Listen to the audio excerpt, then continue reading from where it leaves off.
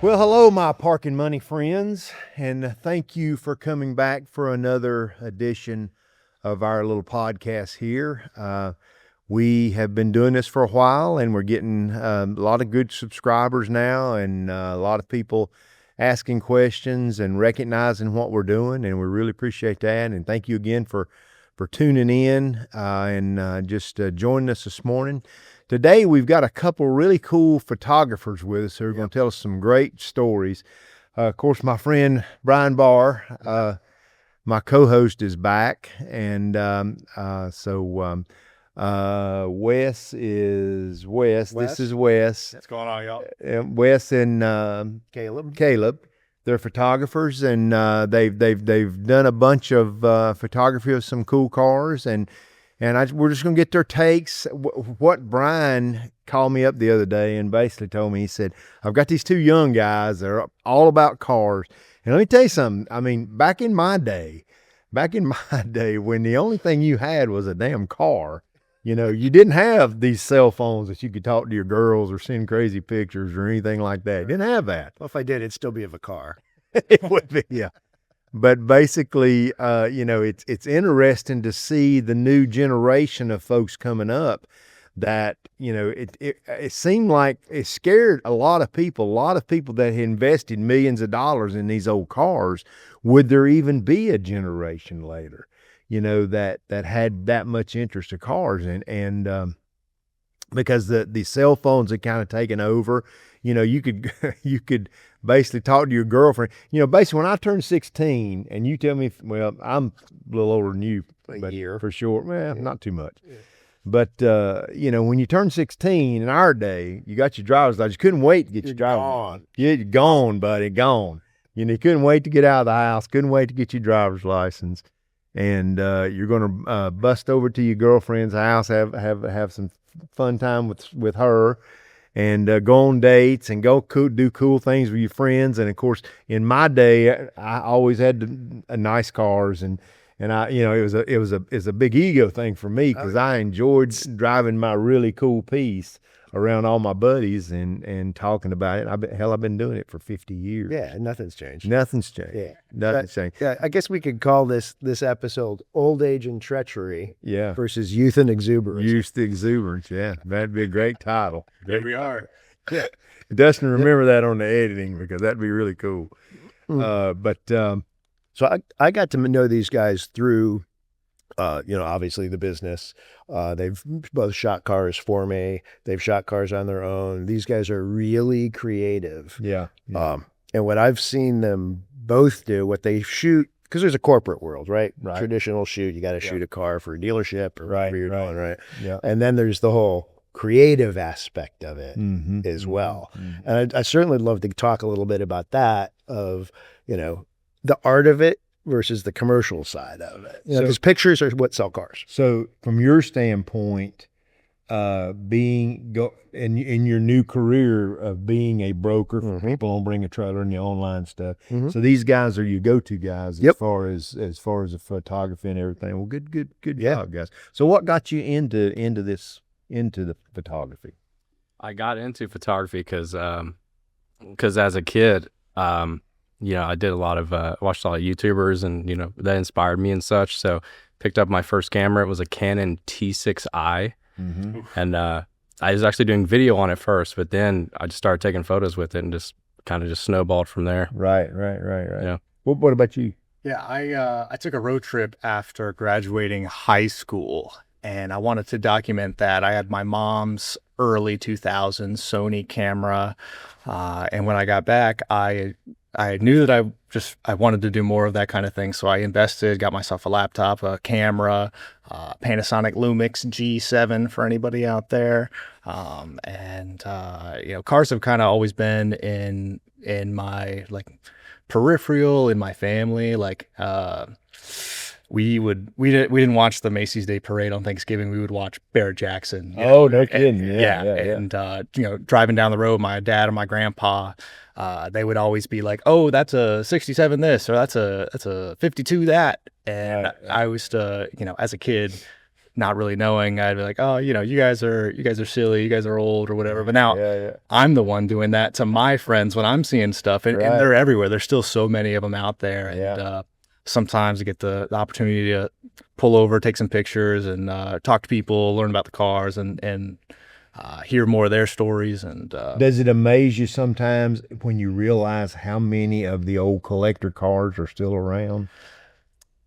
you know, yeah, because there's some pretty wild stuff that's Yeah, oh, is yeah, still no out doubt, there. yeah. I've been watching a lot of Barn Find Hunter recently on YouTube. I didn't realize how much of that I That's hadn't our buddy seen. Tom Carter. Yeah. Yeah. And, you know, I run a YouTube channel as well. And that's a lot of what I'm doing is classic car photography and pulling over and trying to hear stories from these people. It's kind of weird how similar that actually is. I didn't realize how much of the program we share a very similar niche is all I'll say. But yeah, there's a lot of them still out there. And if you're genuine and authentic, you know, people they'll resonate with that, and they'll allow you to come on their property and take pictures, and then they'll reveal themselves to you, which is pretty awesome. Well, one thing we're excited about, and I was telling you about it earlier, this coming summer, we've got a rig set up. We're going to haul around a golf cart on the back of a rollback, and we're going to just drop the golf cart at Cars and Coffee events. It's going to be on our website, parkandmoney.com.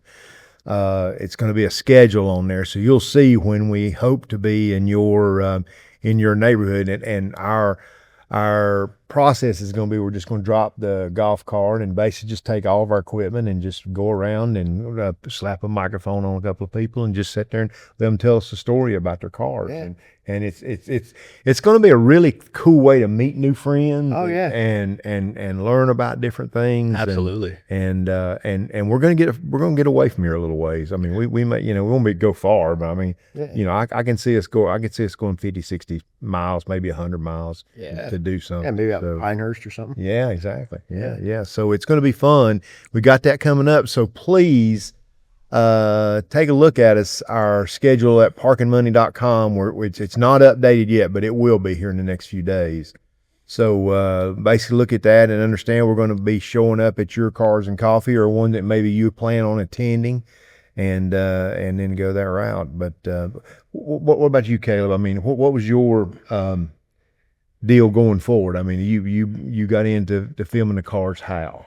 I got into shooting cars because well, my first car was a 350Z, so I started taking it to car meets and stuff, and I would take my camera with me and just kind of. You can tell how I'm not a big Z guy. Oh yeah, you got a lot of Datsuns. Yeah, big Datsun guy.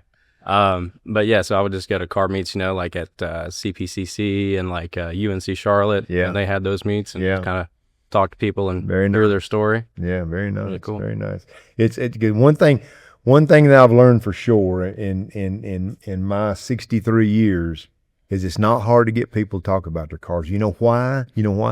Because they're talking about their youth. And you know, when you get an opportunity to take a couple of young guys and just tell them the stuff that you've been through the years, you know, that is that's a joy. You truly enjoy that. And that's the kind of stuff I'm looking forward to us doing. So and we both grew up with Z cars. And sidebar, I was up at GAA this week, and there's a GAA is Greensboro Classic Car Auction up in Greensboro. Right. Yeah. And I parked next to a 280Z. Yeah. Right. Yeah. And I'm like, well, that's really cool. I looked at it. I mean, it's a really, really nice car. You could tell it had a repaint on it. Interior was pretty nice and stuff. And just coincidentally, when we left, he was there. Yeah. Right. And that was his high school car. And he just, all he did is dream and think about it. So 9 years ago, he found the closest thing he could to it. Yeah. And there he is. I'll tell you an interesting story about a Z car.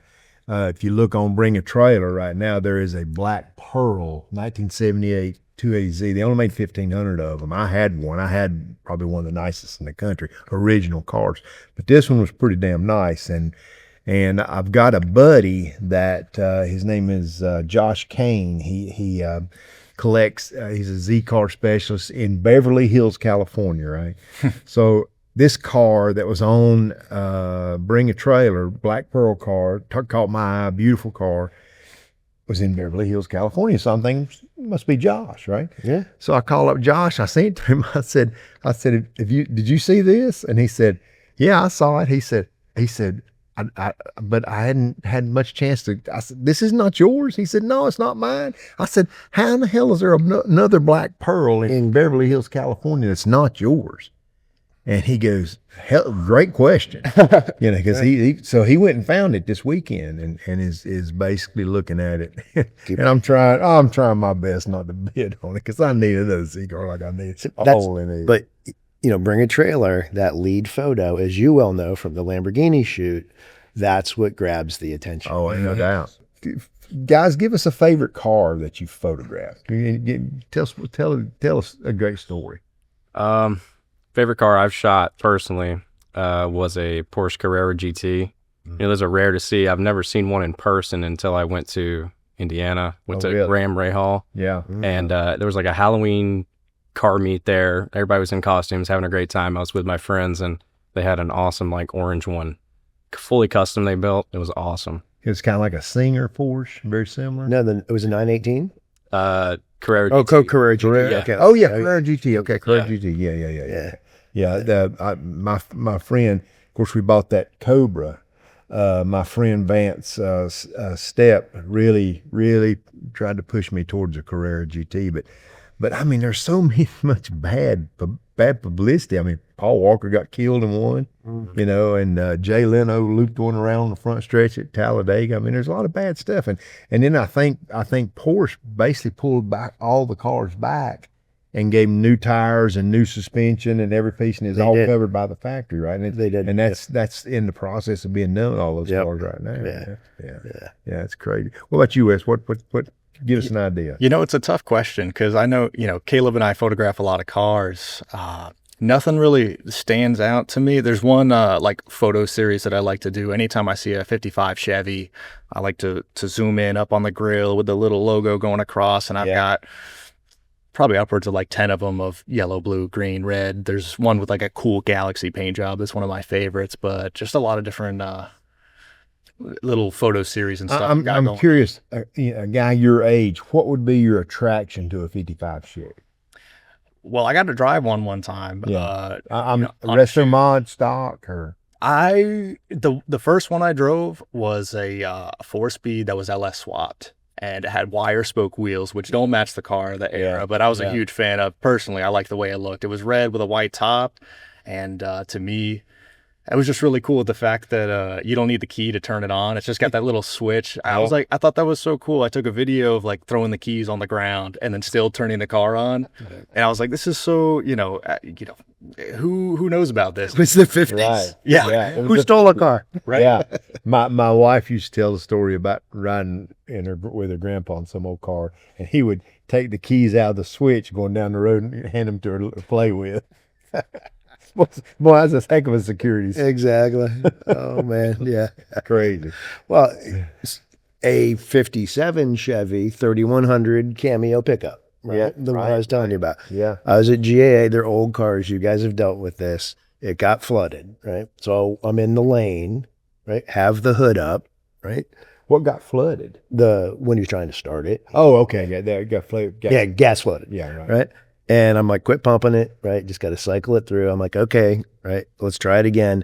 And he had bumped it into gear, and there's no neutral safety strip, right? Yeah, and I'm standing on the side of the car with the hood, which wonked me. There's a guy in front of the car that was more worried about, right? And he was quick. He jumped out of the way. But there's a lot of good things in safety technology over the years. Yeah. My friend Randy Jaffe down in Atlanta was at Pebble Beach.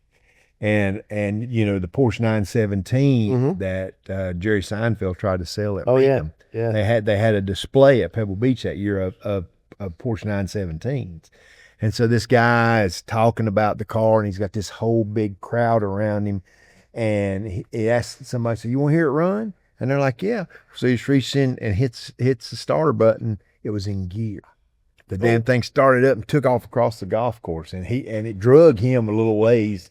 And yeah, I mean, it was a big, snafu, but he fortunately he didn't hurt nobody. A $25 million accident. It's a $25 million craziness. Wow, Yeah. man. Wow. Did you guys see the Seinfeld car at Macomb?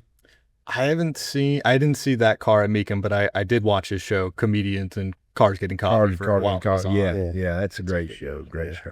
Now that what have you heard about that car? I heard there wasn't any money on it. Yeah, there's rumor going around that there wasn't any real money in on it. And, Yeah. you know, who knows? There's so many internet bidders. You know, yeah. I think what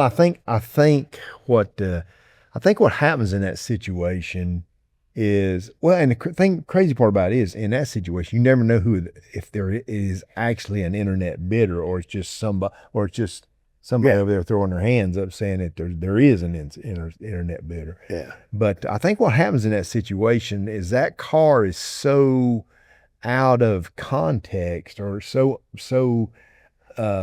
it's desirable. Everybody'd love to have it. Oh yeah. But they, who about what it's going to sell for, or have some sort of. Yeah, there's a track record of it. Yeah. And that particular car didn't have the greatest race provenance. No, it really did. Jerry's attachment to the car was bigger than its competition. Than Steve McQueen. Yeah. Honestly, probably in the day. Yeah, and it was in the movie. It was a prop, really, at some point in time. Yeah, exactly. But then look at the Bullet. Look, talk about McQueen. You talk about the Bullet car, right? And that rusty old Mustang, right? And I'm going to tell you, that was a rusty old Mustang. Yeah. I did see that car. It was...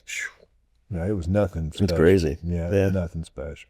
Yeah. So but we were down there for that deal, and I was sitting right in the middle. Frank Meekum gave me a great seat, and I was right in the middle, right from from Dustin to the head auctioneer, and when that car came across, I had to stand up to look over the people to see it. Oh, they're tiny. They're tiny. I mean, I bet you that car wasn't that high off the ground. Yeah. And they're unbelievable. I mean, they're not much longer than a 911 of the day, wider. Yeah. Right. And of course, you see them on in magazines, stuff like that. They look huge. It looks like a monster. Right. But I've noticed that about a lot of race cars. You see them. That perfect example is that the Ford GT, the red and white car that just popped up on BAT. Mm-hmm. We had a continuation car of that car in here in one of our podcasts, and when you see that car in a photo, it just looks huge. But when you get it on the floor, I mean, it's tiny. Oh yeah, it was cramped when I crawled into it, and I can't imagine Dan Gurney being in it. It's bigger. 24 hours in it. Right. Oh, exactly. Yeah, that'd be unbelievable. Crazy. Yeah. Well, in your guys' view right now, what I'm sure the Porsche GT would be on that list, but in your guys' view right now, with the cars that y'all have seen that are collectible, what stands out in your mind? I love GTRs. I'm a GTR guy. The R34s, they just hit the market over here, right? Being legal now. Yeah. I feel like that's going to be a huge. But it seems like, Caleb, they went for huge money and it came back down. Why do you think that was? I'm not really sure, but they do have like the really rare ones, like the Z-Tune. There's only 19 of them made. They're good for like $2 million. Oh, really? Yeah. Wow. That's pretty crazy. Well, I think it just like anything else, it comes down to rarity. Yeah. And I've got it and you don't. Yep. And that's what drives the price. I mean, that's one of the things with this Cobra coming soon that we have. They only made 32 of them. There's only 10 around. So, there's only 260 street Cobras ever built. So, and of course, there's a gazillion replicas. But, I think that's one of the things that makes that car so valuable. Yeah. Is that low production number. So, Have you ever shot a GTR? I've shot a GTR, but never an R34. Okay. Really? Yeah. Really not yet. Yeah. There's so many great details on that. It's a rare car. Yeah, it's a rare car. But the thing about it is at that show, which was a National Z-Car Convention, it's called Z-Con, and there was a purple R34 there, but the guy had, and it hadn't got to the 25 years yet, but the guy had a permit to display it. He couldn't drive it, but he could display it. Show it. Yeah, but there wasn't no cops around here down the road. He was hauling the mail, but but yeah, he could show it. But that's the only thing you could do with it. If they caught you driving it, they'd crush it. Wow. Yeah, I knew that's how the 959s initially came into the yeah, country. right. They're on a show and display permit. And I can remember reading in the magazines the 959 showing up in California and all the rich people in San Francisco, you know, the Amazon guys, everybody else, you know, it just didn't have none of that around, but they were buying the cars because they had plenty of money. Yeah, even then Now they're just super huge money after Canepa gets done with them. Oh my God, yeah. Yeah. We need to find an R34. So if there's an R34 out there, people, we got a guy who needs to shoot it. Yeah. That'd be something cool. Oh yeah. Yeah, no doubt. Yeah, one day, man. We're not too far now. Bucket list. Yeah. Bucket list car. What about you? Bucket list car to shoot? Yeah. That's a great question. I mean, shoot, 959 is not a bad shout out right there. So yeah, if you guys have one, you know, There's 2 in town, you know. I heard, 2 in town in Charlotte? I didn't know that. White one and an arena red one. Who owns them? Rob owns one of them. Oh, yeah, and Rob owns one of them. Yeah, and then the other one is down in South Charlotte. I have not figured out who the owner is. Kidding. And then when we did Epic Air this past spring, so actually we can probably make that happen.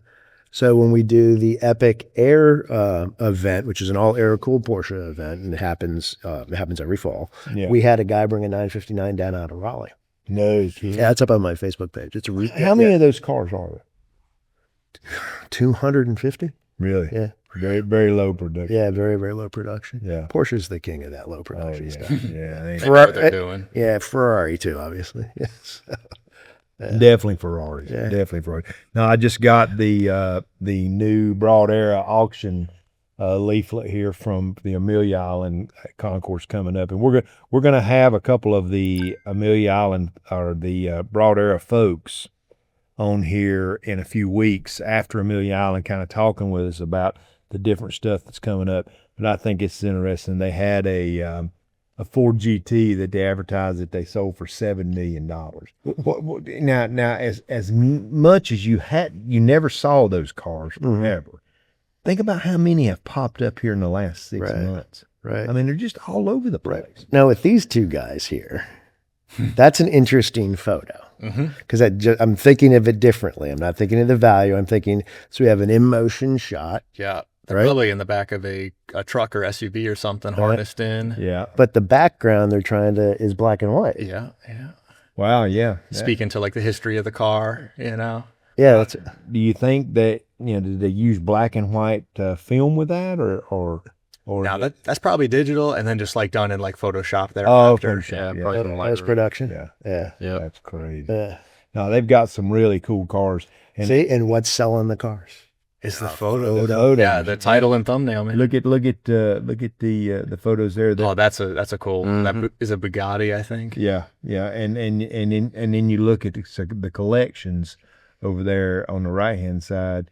The interesting thing to me was this Jim Taylor collection selling for $20 million. Wow, that's crazy. I had a collection go to Mecum Monterey. I had 8 Z cars. You're a Z car guy, and we took.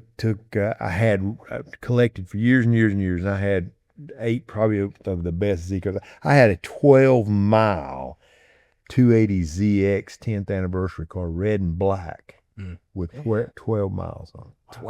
12 miles. Yeah, the guy.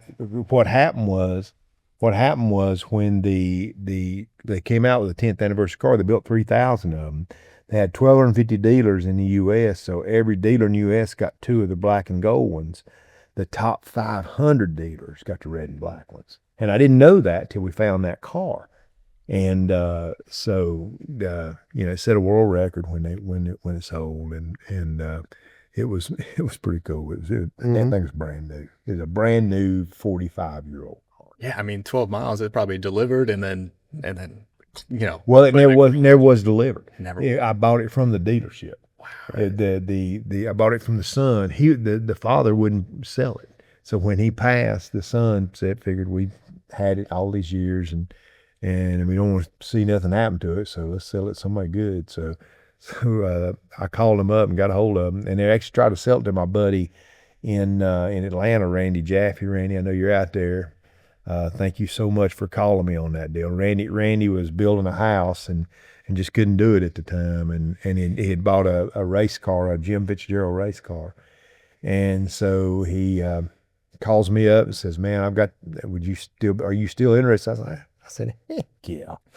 And so it happened that day. But it was a very cool car. That would have been neat to see it in the unearthed, you know what I mean? Yeah, The yeah. cover off in the back. And all that. I'll tell you a great story about that 432, Caleb. When I found it in England, okay?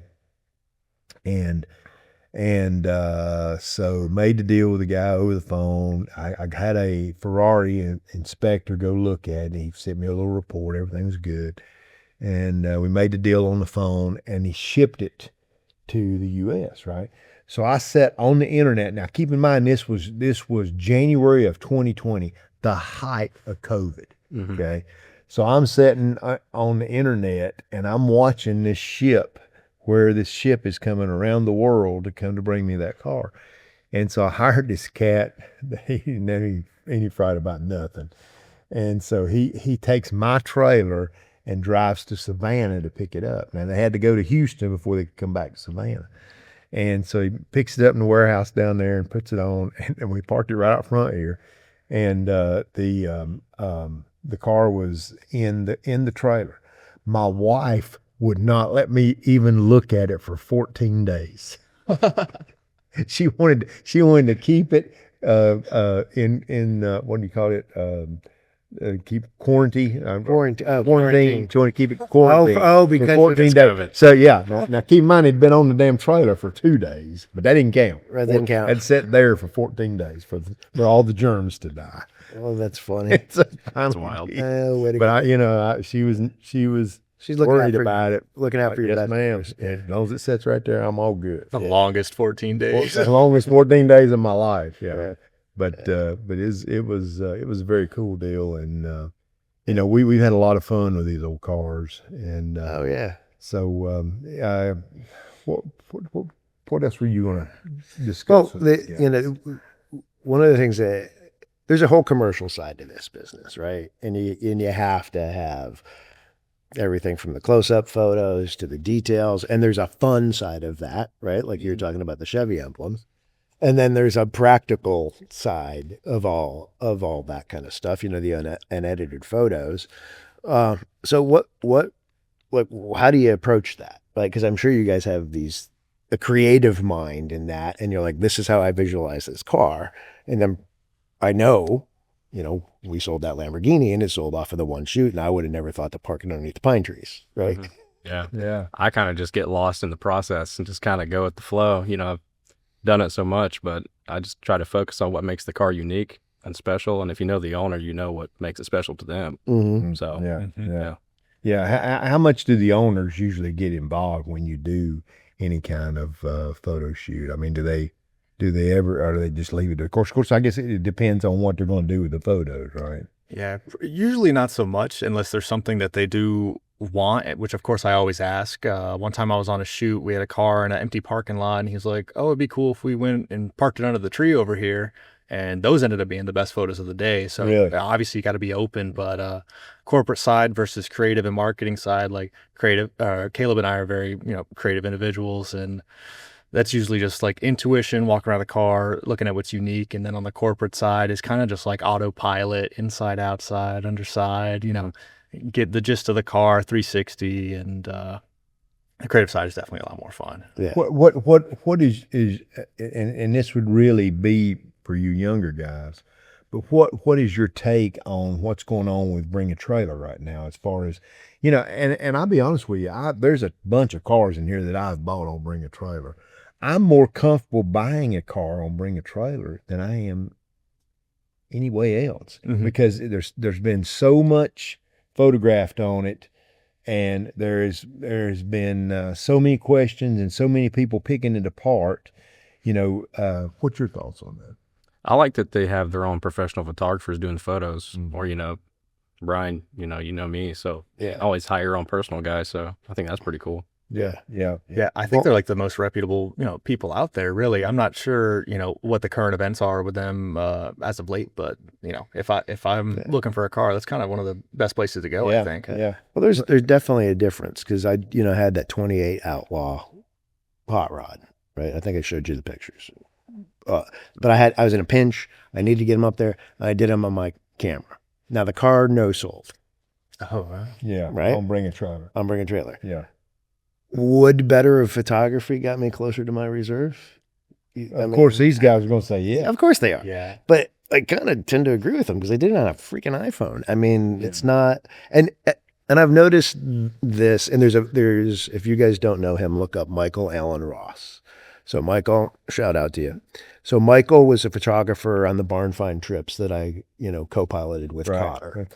And he shoots some excellent, really killer stuff.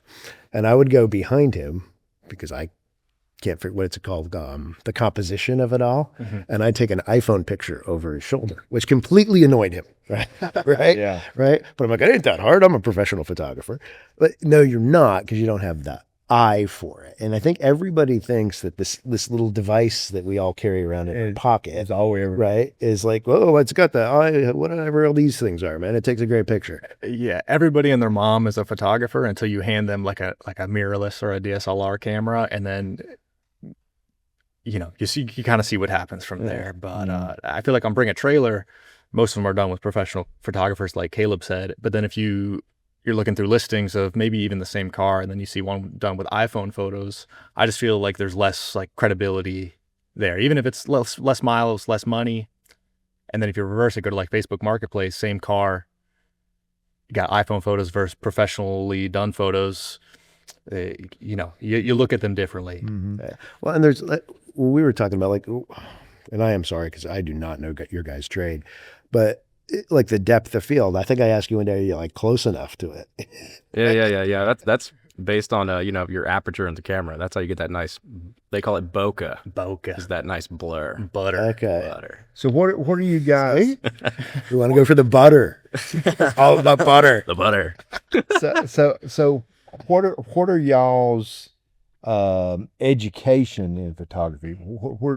How did you get started, and how did you learn all this? I am fully self-taught. I've done a few like creative courses through other photographers, but I've never been to school for it. So I kind of just, like I said, picked up the camera and started figuring out how to shoot on manual mode. Yeah. Shutter, aperture, ISO. If you can learn those three things, you can do it. What about you, Wes? I took one class at CP, Intro to Photography, just to learn the basics, like Caleb said. And from there, it's just been YouTube University. CPCC is a community college. Right. Yeah, and then YouTube University, and then failing and failing, and then just doing it for Caleb and I are both on our 7th year, and I think we failed enough to win enough, and the marathon continues. But one thing that I have seen, and you guys tell me if it is held true in y'all's and you as well. It seems that when you have a car online, the more photos you can get, the better, because everybody has that fear Mm-hmm. of buying something and then their fist going through the firewall. You know what I'm saying? Mm-hmm. I mean, don't you agree with that? I agree. Yeah. I mean, just getting and what do you do in your photos to maybe show how sturdy that piece of metal is? What do? You do anything?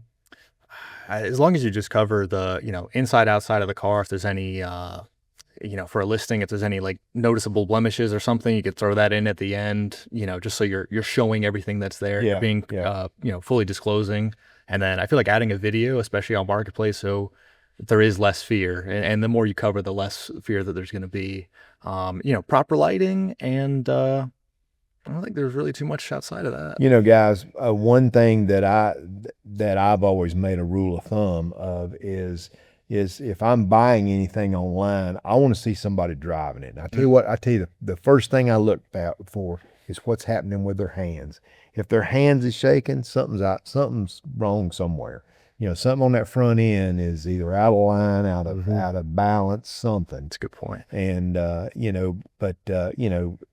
the ones that the people will turn the lights on and turn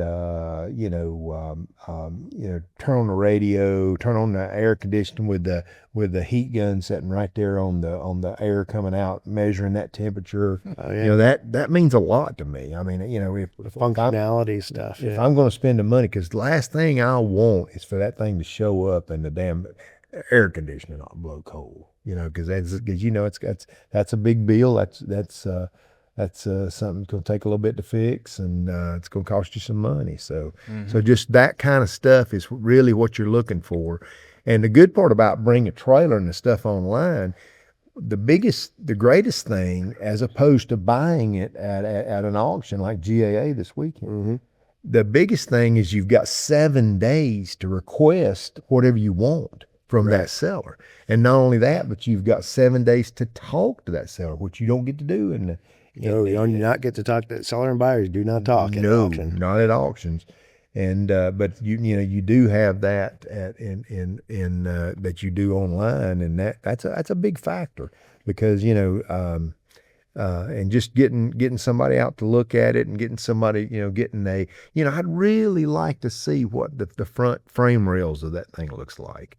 And then they'll post them up the next day. I mean, because I think a lot of times, and you'll probably agree with this, both you guys, is a seller doesn't have it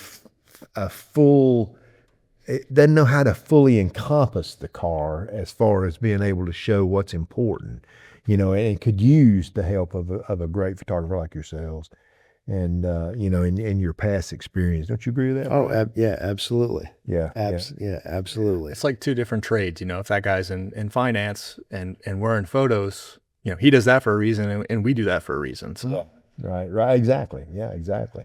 And that's and I think that's one thing that we don't see enough of, is people evaluating the appreciation level. Of course, everything's speculative. I realize that, but still, maybe showing what this car was worth 10 years ago and what it's worth today, because that is relevant. Because if that Shelby 1000 sitting right there was bought 10 years ago at for $50,000 and was bought 2 years ago for $100,000, is bought last year for $200,000, then that's a great thing. Yeah, how's the market trending? What's ramping up? And all that but again, that all comes back to rarity. It's just the rarer the stuff is. It's a formula I'll share with you, and I'll share with you guys too. If you hadn't heard me say it, if you're subscribed to the channel, you've heard me say it. But my formula, particularly with the generational side of the cars, is you take the year of the car. Let's say it's a 1970, just like the GT500 right there, 1970. All right, you back it up 20 years from 1970. Now you're in 1950. Okay, now you're just realizing the 20-year-old that went into a Ford dealership and looked at those new Shelby cars sitting on the showroom, and they were on the showroom. So looking at those new Shelby cars, little slobbers coming out of his mouth on both sides. He wanted it bad, but he had no money. He's 20 years old. Hell, nobody 20 years old. Right. They get somebody's child maybe had a ton of money, but nobody 20 years old. I mean, when he buys it, and you look at Barrett Jackson, you look at any of them really. If you sit in the back of a group of bidders, okay, I call them Q-tips. It's gray heads all in front of it. Oh, gray heads, yeah. Gray heads. That's all it is. Yeah. And basically, these are people in their 50s and 60s that have gone through life, and now they have the money. And guess what? That GT500 that they could have bought for $6,000 or $7,000 in 1970, they'll run over and pay $600,000 or $700,000 for it. And a lot of that is nothing more than inflation. But at the same time, it is something that reminds them of their youth. And guess what? They'll run over and pay $600,000 for it. And guess what? Take their girlfriend that they that they took to see it for the first time. They'll run her down on the weekends and get some ice cream, and that's a joy. When you get older, it's like I've always said, when you get older, okay, you acquire and money, and you acquire a good career, and you can buy anything you want. You can buy houses, you can buy cars, you can buy boats, you can buy airplanes, you can buy anything you want. But you can't. There's one thing you cannot buy: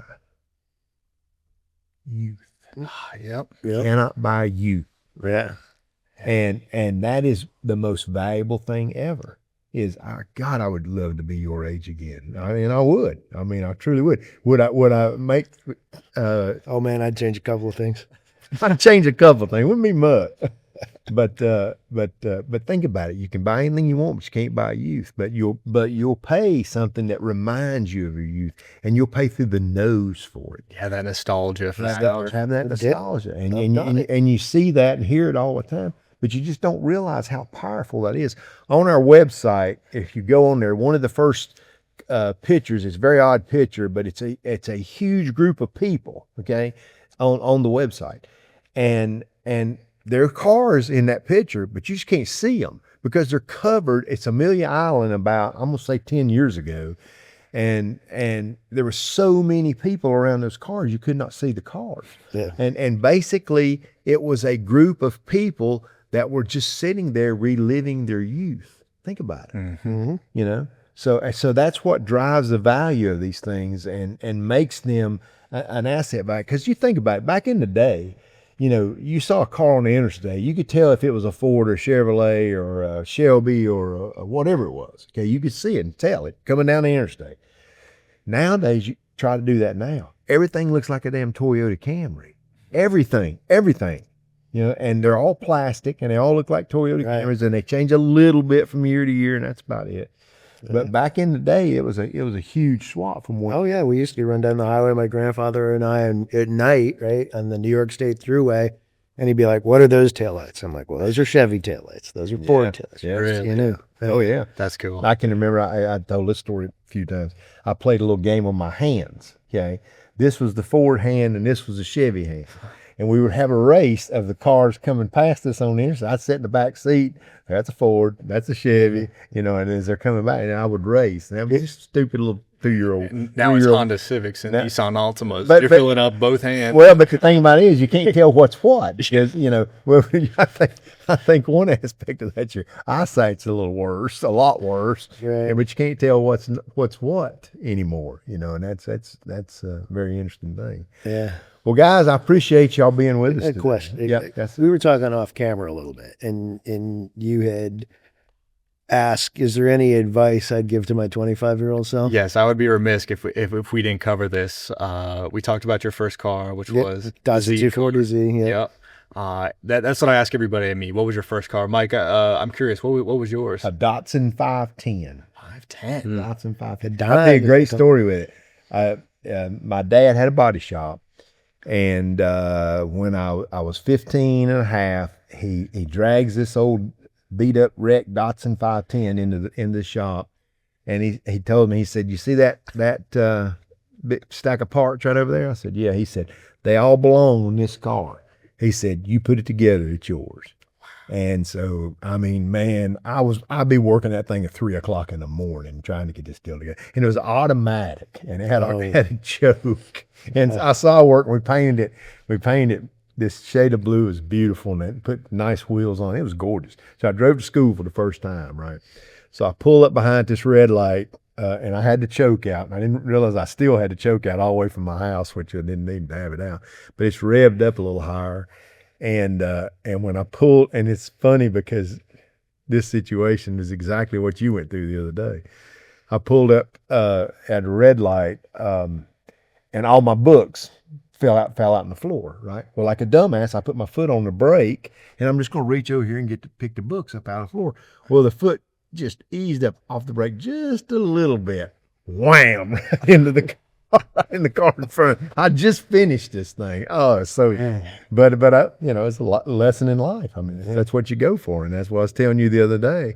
You know, you make mistakes like that all through life, and the greatest thing you can do is just learn from your lessons. Right. The second question I ask is, Caleb and I are both 25. And if you could go back in time and talk to yourself at 25 years old, what do you think you benefit from hearing from what you know now? Well, Dustin probably needs to answer that question because he's 25 and and he's heard me 100 times. He could probably answer that question better than me. But really, just that you make mistakes and you just want to make good decisions because I want to tell you something. We've been real lucky and we've been real fortunate. We've worked hard, but we've always made great decisions. My wife and I, we've been married almost 40 years, and we always make great decisions. And there's anytime I had 200 employees one time, 165 trucks on the road on our business, my wife and I. And I one piece of advice that I gave everybody is when you get tempted to jump the fence because the grass is greener on the other side of the fence, just go buy a bag of fertilizer. Make your damn grass green. Yeah. I mean, that's what you want to do, because I guarantee you, time you get over there, you realize that all that green grass is on top of the damn septic tank. Right. You know what I'm saying? Yeah. I mean, you got go get your bag of fertilizer, make your grass green. That's good. I never heard it that way before. Yeah, but I used to preach that to all my people in our meetings, and we had a great team, a great company, great company, great team. But that I just trying to pass those little bits of advice, But I tell you, the interesting thing, always hang out with older people, and the older the better, because I have a neighbor, next door neighbor. To my house over here. His name is Junie. I won't tell you last name, so nobody bugs you. But his name is Junie, my very good friend. He's a car dealer, and Junie came from nothing. I mean, he came from nothing, but now he's got 47 car dealerships. So I mean, he can do anything he wants to. He's 75 years old, great health. His wife is in great health, and we just love them both to death. And but you can pick up so much from those older guys. If you do that, after a while, you don't want to be around young people. I mean, you really don't, because they're great folks. But that's why I enjoyed having y'all in here today, just to get your take on everything. Yeah. But the younger people, they're not much benefit to you. You'll have some that's the Elon Musk's of the world. But other than that, they're just learning just like you are. Yeah, there's just less experience. Yeah, but I value talking to older people, get their perspectives, and hear about everything. Yeah, and definitely older successful people. That I just want to know how you did that. Just give me an idea. Yeah, life's gonna knock you down from time to time. Just get up and move forward. Yeah, absolutely. So absolutely, it's happened to me a bunch of times. To just reinvent myself. Well, guys, I want to thank Wes and Caleb for coming in and joining us today. Thank you very much, guys. Yeah, thanks for having us. For insight, so and we'll get you back. Absolutely. We're gonna do this. Mine and Dust's goal is to have one of these come out every Monday, and that's what we're shooting toward. We ain't quite there yet, but we're going to get there. Yeah, I think we got some more to talk about. We got to talk about electrics. We got to talk about the... Man, well, let's talk. We got a few minutes. Give us y'all's take on the EVs versus the gas-powered cars. Well, Caleb and I are still from one of the last generations of the gas-powered cars, right? We've had the opportunity to drive a lot from history, maybe not what's in here, but some things that are similar. I've had a chance to drive some Teslas. I got to drive the new Charger Daytona electric thing, and shoot, they're fast, man. They're fast. Oh, they're fast, no question. Yeah, it's like instant dopamine. You put your foot down. You just can't get past that quietness. Yeah, or the eerie under 5 miles an hour holy music that they angelic play. sound. Yeah. Yeah. With the Daytona, it's got that Fratsonic speaker exhaust. Oh yeah. I don't know if you're familiar with that, but it's it's fake exhaust. It's fake exhaust. Yeah. So Borla makes a kit for the Mach-E. Oh, really? Yeah. Really? Yeah, it's an external, weatherproof speaker, Hmm. right? And through an app on your phone, you can make it sound like any Mustang you want. Oh, really? Wow. Very cool. Yeah. I wonder how far back that goes. Like if you could make it sound like like a 67 Mustang or something with like an update, that'd be pretty cool. But Yeah. But I don't know. There's still something. Do you ever see people buying a dilapidated EV and putting new paint on it, new chrome? No, but I see somebody taking a new charger. New plastic bumper. I see somebody taking one of these EV chargers and dropping a Hellcat in it. that's gonna be sick. Yeah. 'Cause I like the way they look, but I saw the first one the other day. Yeah. yeah, it just Is there so much enthusiasm in y'all's generation that kind of stuff will ever happen in your mind? now that's a Not great yet. question because I don't think there is. Not yet, anyways. Yeah, not yet. Yeah, People certainly like Teslas, but it's not a part of the car Yeah. culture. I don't. right. Mm-hmm. And there's something about that exhaust that, I mean, you think about it. You never would have thought that the importance of that Daytona coupe right there cranking up and hearing that rumble. Mm-hmm. But obviously that's what's holding it on, because it ain't as fast, Yeah. and it's very cool, and it's old, people love that. But that's got to be part of it. Yeah, all the hypercars are all relying on an internal combustion engine and then supplementing. Yeah. To me, Ferrari's got the right idea, and just like you said, having the internal combustion, we can drive as far as you want, do whatever you want, but it's fast as hell because of Yeah, the electric, combination The of the two. hybrid. yeah, the hybrid stuff. Yeah, yeah. I think all of them will eventually get to that, but they're going to be so expensive, Yeah. Well, though. just like the SF90. Oh my God. Yeah. Were you guys at the car show where the guy has the white 911 that he put the Tesla drivetrain in? Oh no. Mm, I Is it- feel like I've seen that I've around. seen it. Yeah, he's an engineer around town here for one of the manufactured race shops. Wow. And that's really cool. Now, if you put, and it was all wide body RSR thing, and I got a thing for that because that's my old race car. Yeah. But if you put that car next to my old race car, which only made 320 horsepower, I still would take my old race car. Mm-hmm. And the reason you would is because you're reliving your youth. You're right. Yeah, that's very true. Think about it. You're right. I remember seeing those cars, Lap Watkins Glen, when I was 10 years old. Right. And that's wild. Right. And yeah, exactly right. I mean, there's too many variables in emotions. Think about it. There's too many variables in emotions. So it's interesting.